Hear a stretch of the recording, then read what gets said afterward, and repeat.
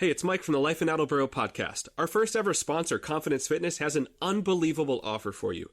3 free workouts with absolutely nothing to lose. You'll also get an in-body scan to measure your current body composition, and you'll get their brand new meal prep checklist. All of those things completely free. You cannot beat it. All you have to do is go to lifeinattleboro.com, and you'll see the link right there on our homepage. I'll also include the link in the show notes of this episode. Confidence Fitness is located at 453 South Main Street. Confidence Fitness. Strength for life, strength for sports. And now, on to the show. You are listening to the Life in Attleboro podcast, where we interview the city's most interesting people who are making a positive difference in our community. Hey everyone, I'm the host of the Life in Attleboro podcast, Mike Sullivan. Attleboro certainly has an appetite and appreciation for the arts. Today's episode is about a little-known nonprofit called Roundabout Productions. If you've ever wanted to dip your toes in a theater production, either in front of an audience or behind the scenes, now's your chance. Learn how in episode 40 of the Life in Attleboro podcast. Joining me now is Lori Beck, who runs Roundabout Productions. Lori, thank you so much for being a guest on the Life in Attleboro podcast. Thank you so much for having me. Yeah, I'm excited about this. I had never heard about this. When you and I were preparing for our discussion, one of the first things I said to you was, wow, I didn't know Roundabout Productions existed. And you said, yes, exactly. That is what we hear all the time. Lori, I would like you to introduce everyone listening to Roundabout Productions. Okay. We are a community theater. We are based in Attleboro, but we draw actors from as far as Boston and Providence. So we're maybe regional, but our home is definitely Attleboro. Great. So what is it? When did it all start? And what does it look like today? I have a background in theater. I have a degree from the Boston Conservatory, and that kind of was like Life 1.0. And then nice. Life 2.0 involved being a software developer and having a daughter and having a husband and a house and all of that stuff. Yes. And when my daughter was a little older, around 10 or 11, we live in Norfolk, and we went to, of all things, a plant show at the Norfolk Grange. Nice. And I walked into this building, which was built in 1830, and I went, oh my goodness, A Christmas Carol really needs to happen in this space. Yes. So I dug up some friends from the old days in theater, and we put on a show. We did A Christmas Carol, and that was December of 2016. And I thought it was going to be a one-off. I didn't really think much beyond that performance. But then I would be in the drugstore or whatnot in town, and people would be asking me, what are you doing next? And I said, oh, maybe I should do something next. And that's how Roundabout was born. We performed for about 2 years, or a year and a half, 2 years, at the Grange Hall. And then we outgrew that, and they were getting busier at that time. So then we were fortunate to find a home for a little while at the Orpheum, the Marilyn Rodman Performing Arts Center. And that took us up to 2019, but then their board of directors took that space in a different direction, so we lost that performance space. Mm-hmm. And I have a friend on the Attleboro School Board who said, why not Coelho Middle School in Attleboro? And I was like, okay. We had a meeting there and everything worked out fine. And technically, since 2019, we've been at Coelho. But then that whole COVID thing happened. Yeah, that whole 2020 thing. And into 2021. Exactly. The first show we actually performed at Coelho was in 2022. Okay. Great. You mentioned your daughter when you took her to that plant show. I'm interested. Did she take up any interest in acting after that? Yes, she's been in shows with us from the very beginning. Like, she was in that first Christmas Carol. She's done, I think, all of the Christmas carols. Oh, cool. Last Christmas was the first year we didn't do a Christmas Carol, but she's been in every single one before that. And she also played the villain in that show in 2022, which was the one musical we've done, and that was Be More Chill. Oh, so cool. So that actually brings me to my next question.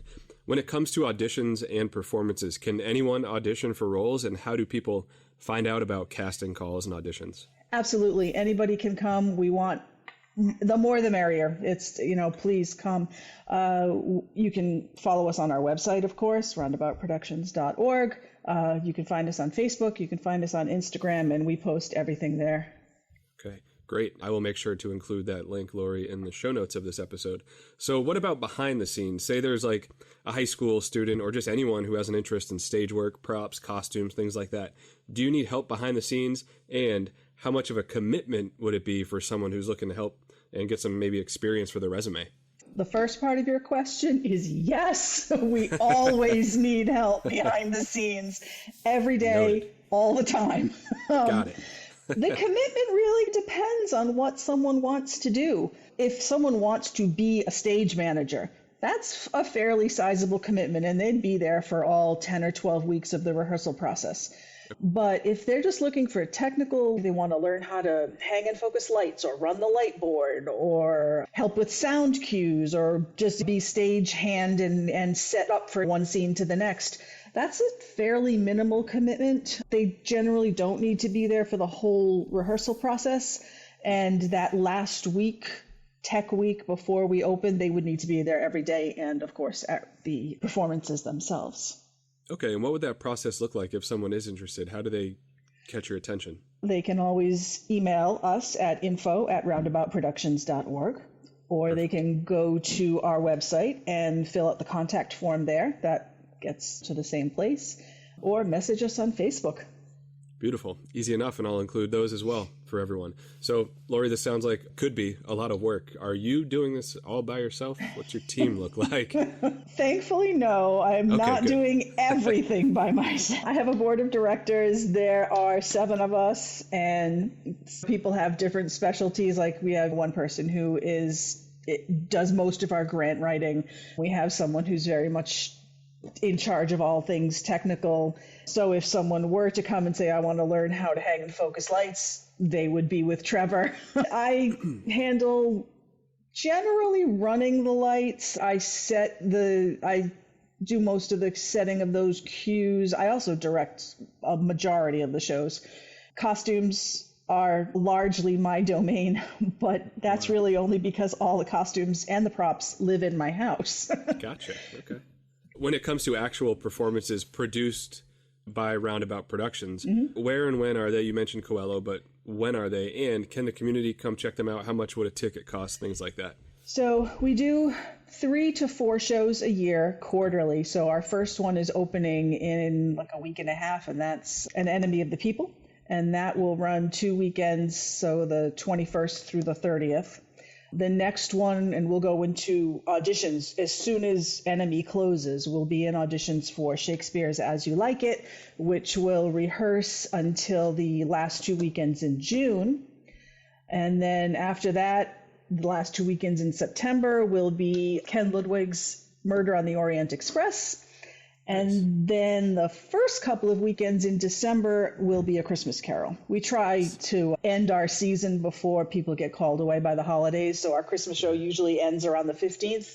Tickets, we do everything we can to keep prices as low as possible. It's usually $20 general admission and $15 for seniors, vets, students, that sort of thing. Excellent, because I'm sure it costs money to produce everything at Coelho, right? Yeah, there's always production costs, whether it be paying for the rights to produce something. We have a stock of costumes, but there's always the one thing that we don't have for this particular show that we've got to go in and acquire. There's set pieces and all kinds of things. Of course. So for someone like me who not going to be auditioning anytime soon. I just don't have that in me. I don't. I'm stage fright. But what is it like? What's it like to attend a performance by Roundabout Productions? I hope it's a good experience. How long is each show? That really depends on the show. For example, our Christmas show in 24 was It's a Wonderful Life live radio play. So that was as though you were in the studio audience of a radio show in the 40s. That's cool. And that was reasonably quick. I think the whole thing, including intermission, came in at about 2 hours. Wow. But last summer we did Richard III, and that is Shakespeare's second longest play, second only to Hamlet. And even though I sliced a lot of it out, I made a lot of cuts, it was still a 3-hour show. There was no way to get it any smaller than that. It really depends on the piece that we're producing. Besides checking out a performance or perhaps helping behind the scenes or being an actor, can the public help in any other ways? Yes, they can attend. We're having a fundraiser in April, which is going to be an evening of sea shanties and other pirate shenanigans. Nice. And that's actually going to be held at the North Elks Lodge. There is a bar. There is all kinds of silliness. We're going to try and do a raffle. We're always looking for sponsors. If there's a company out there that wants to get their ad in our program, that's definitely something we are interested in. There's one thing right now that we're really looking for is storage space. Because as I said, everything lives in my garage and my basement, and it's getting full. Yeah. We definitely need to get some of that stuff out of there. And one thing that when you mentioned space, that reminds me of our original conversation before we started recording. You said when it comes to practicing. Oh, yeah. So that is another thing. During the year, we are incredibly grateful to Coelho that we can rehearse without cost to us. So during the school year, that's great. But as I said, we have a performance in September, which means we're rehearsing over the summer, and that's where we need a rehearsal space. And we're trying to find one. So far, we have not been successful. The cost of rehearsing over the summer generally negates that whole fall show. If we're lucky, it breaks even. Last year totally didn't do that. Yeah, that's definitely a pain point for us. Okay, so if there are any business owners out there with space or people with a large enough space that would allow the staff and crew at Roundabout Productions, absolutely feel free to reach out to Lori. That would be huge for we're super neat. We don't cause any trouble. We just need a big room. Absolutely. All right. Hopefully you can find some help in that regards. But Lori, is there anything else that you would like the people of Attleboro to know about Roundabout Productions? We work really hard to produce good theater. It's actually in our bylaws that a certain number of our shows are what we consider curriculum worthy. Like this year, it's An Enemy of the People, which is a classic play. And then we're moving right into Shakespeare. We're trying to do really high quality theater, and we just want more people to know about us. We work really hard, and these actors, these technicians, they deserve to be seen. Absolutely. There is certainly an appetite for the arts in Attleboro. Everyone, tell one person, tell one friend, one family member about Roundabout Productions. Lori Beck, President and Artistic Director of Roundabout Productions here in Attleboro, thank you so much for sharing your story and giving the people of Attleboro a chance to check out some great performances and be part of them. Thank you again. Thank you so much. My pleasure. Lori, kudos to you for leading the charge at Roundabout Productions right here in Attleboro. And if you'd like to learn more about auditions or helping out behind the scenes, I've posted the link in the show notes of this episode. Hey, I want to tell you about our new sponsor, Hoban Accounting Services. If you're a small business owner, you know how much of a hassle it can be to keep track of every penny earned and every penny spent. But thankfully, Hoban Accounting Services is on a mission to heal your headaches and fizzle your frustration when it comes to crunching those pesky numbers. Hoban Accounting Services has helped local businesses for more than 7 years. That's when Nicole Hoban, a proud mother of twin girls, launched her business. She's a QuickBooks Pro Advisor with tons of awards to her name. If you mention the Life in Attleboro podcast, you'll get 10% off for your first 6 months. If you'd like to support a small business owner in our city, just tap the link in the show notes of this episode and Nicole will be in touch. Hoban Accounting Services. A great bookkeeper should be an asset, not an expense. More than 1,200 people have signed up for the Life in Attleboro email list. We send one email every Friday. It includes exclusive offers from our sponsors, early access to every new podcast episode, and you'll stay in the know about cool events in our great city. Just go to lifeinattleboro.com and you'll see the sign-up display right there on the homepage. You'll also see the sign-up button at the top of our Life in Attleboro Facebook page. And if you know someone who would make a great guest on our podcast, please shoot us an email at lifeinattleboro@gmail.com. Life in Attleboro is a great thing. Support our community, promote positivity, and make a stranger smile. Have a great day, and we'll see you in the next episode of the Life in Attleboro podcast.